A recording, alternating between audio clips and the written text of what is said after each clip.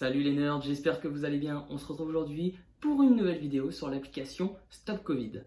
Alors l'application vient à peine de sortir sur les stores, a été validée par l'Assemblée nationale le 27 mai 2020 et on va dans cette vidéo tout simplement décrypter qu'est-ce que cette application, à quoi sert-elle, quel est vraiment son but, est-ce que nos données personnelles sont-elles vraiment en danger?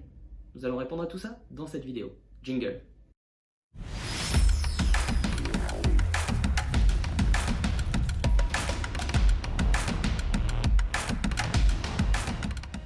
Vous le savez probablement, l'application a été validée par l'Assemblée nationale le 27 mai 2020 et vient à peine d'arriver sur nos téléphones.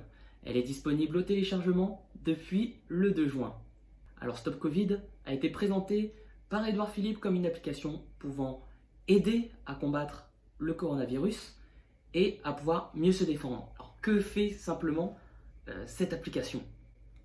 Cette application, à l'aide du Bluetooth, permet de repérer les autres utilisateurs qui ont aussi téléchargé l'application et aussi activé le Bluetooth à moins d'un mètre.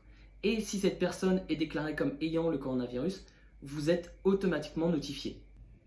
L'application, depuis son annonce, lève une grosse question éthique. Quid de nos données personnelles? D'après Edouard Philippe et de nombreux hackers, les données personnelles sont plutôt bien sécurisées, vu que l'application pour le moment fait très peu de choses.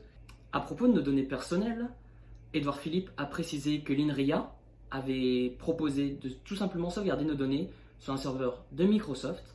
Suite à la validation CNIL, nos données semblent donc protégées. On entend aussi beaucoup parler du fait que l'application Stop Covid pourrait aspirer vos contacts. Alors il se dit que l'application aurait accès à vos contacts sur votre smartphone et pourrait alors les aspirer pour les divulguer, ce qui est complètement faux.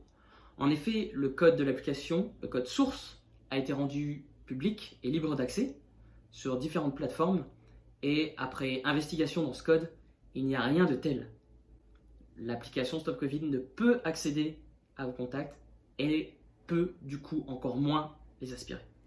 Alors on peut se demander aussi si l'application Stop Covid peut vraiment marcher dans la vie de tous les jours. Il y a des facteurs qui sont quand même assez importants. Vous devez avoir l'application de télécharger.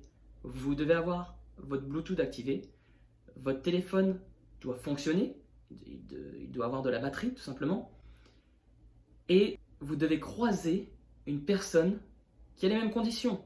Un téléphone avec l'application, le Bluetooth activé et de la batterie. C'est quand même important.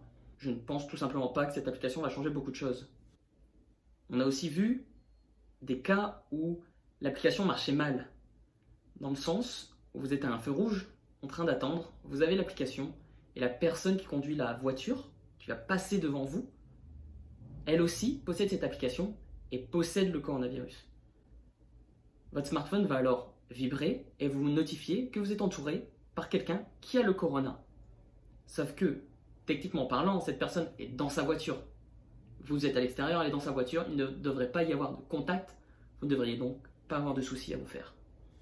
À l'heure où je tourne cette vidéo, il est actuellement le 2 juin, l'application devait sortir ce midi et ce n'est pour le moment pas le cas. D'après le Twitter, le stagiaire serait tout simplement en train de régler les derniers bugs.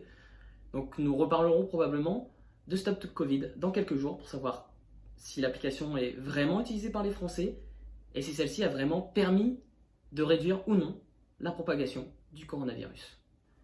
Et bien les nerds, on arrive à la fin de cette vidéo. N'hésitez pas à lâcher un pouce bleu, à mettre un petit commentaire pour me dire si vous pensez que Stop Covid va aider pour la diminution de la propagation du coronavirus en France. N'hésitez pas à vous abonner à la chaîne et puis je vous dis à la prochaine. Ciao.